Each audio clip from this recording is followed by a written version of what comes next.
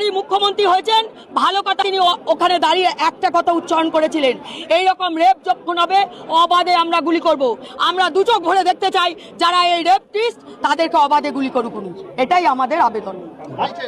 আমি খবর পেলাম আজকের একদম ভোরের বেলা একটা 9 বছরের বাচ্চা, তাকে কয়েকজন দুষ্কৃতী যারা বিজেপির সমর্থক তারা কি তুলে নিয়ে গিয়ে রেপ করেছে, করে হত্যা করেছে, খুন করেছে। নাবালিকাকে পুকুরে ডুবিয়ে রেখেছিল।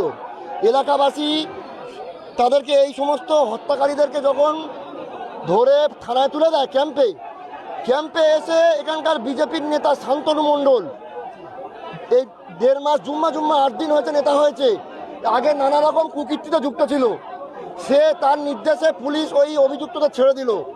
এলাকাবাসী, সমস্ত এলাকাবাসী রাস্তায় নেমেছে। এই অভিযুক্তদের অবিলম্বে অ্যারেস্ট করতে হবে। অভিযুক্ত পুলিশ অফিসার যে এদেরকে ছেড়ে দিল তাকে সাসপেন্ড করতে হবে। একটা ছোট্ট নাবালিকা তাকে নৃশংসভাবে ধর্ষণ করে হত্যা করা হয়েছে বলে অভিযোগ। এখানে কি বলবেন? একটা বাচ্চা মারা গেছে। এখানে বলার, আমি কিন্তু সারা ভারত গণতান্ত্রিক মহিলা সমিতির একজন নেত্রী, এইটা আপনাকে বলে রাখি। প্রথমত এর বিরুদ্ধে আমরা সব সময় লড়াই আন্দোলন করে এসেছি, সে কাকদ্বীপ থেকে নামখানা থেকে বর্ধমান যেখানেই হোক না কেন, আমরা এর বিরোধিতা করে এসেছি এবং আমরা সঠিক একটা যাতে আইনি ব্যবস্থা পায় তার ব্যবস্থা আমরা করে থাকি।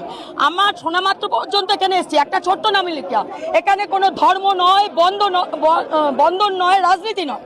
আমরা চাই যেখানে এই রকম অত্যাচার হচ্ছে সেই অত্যাচারটা কিভাবে করলো, কারা করলো, তাদের দৃষ্টান্তমূলক শাস্তি হোক। আমি অফিসারের সঙ্গে কথা বলেছি, উনি বাবার সঙ্গে কথা বলতে চেয়েছেন। আমরা বলতে চেয়েছি যে আগে অফিসারের সঙ্গে কথা হলো, উনি বলেছেন হ্যাঁ আমরা এটা দেখব, কিন্তু ওনাকে দাঁড়িয়ে মাইকের সামনে বলে যেতে হবে যে আমি 2 ঘন্টা 4 ঘন্টা সময় নিচ্ছি, এই সময়ের মধ্যে সমস্ত অপরাধীদের ধরবো।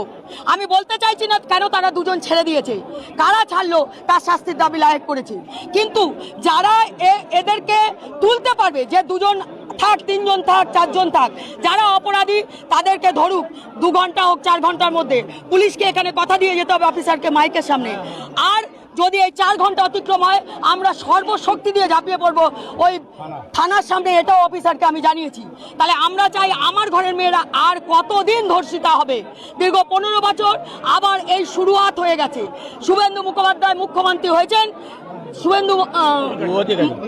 অধিকারী মুখ্যমন্ত্রী হয়েছেন, ভালো কথা। তিনি ওখানে দাঁড়িয়ে একটা কথা উচ্চারণ করেছিলেন, এই রকম রেপ যখন হবে অবাধে আমরা গুলি করব। আমরা দু চোখ ভরে দেখতে চাই যারা এই রেপটিস্ট তাদেরকে অবাধে গুলি করুক, এটাই আমাদের আবেদন। সুচরিতা বসু, সারা ভারত গণতান্ত্রিক মহিলা সমিতির রাজ্য কমিটির নেতৃত্ব।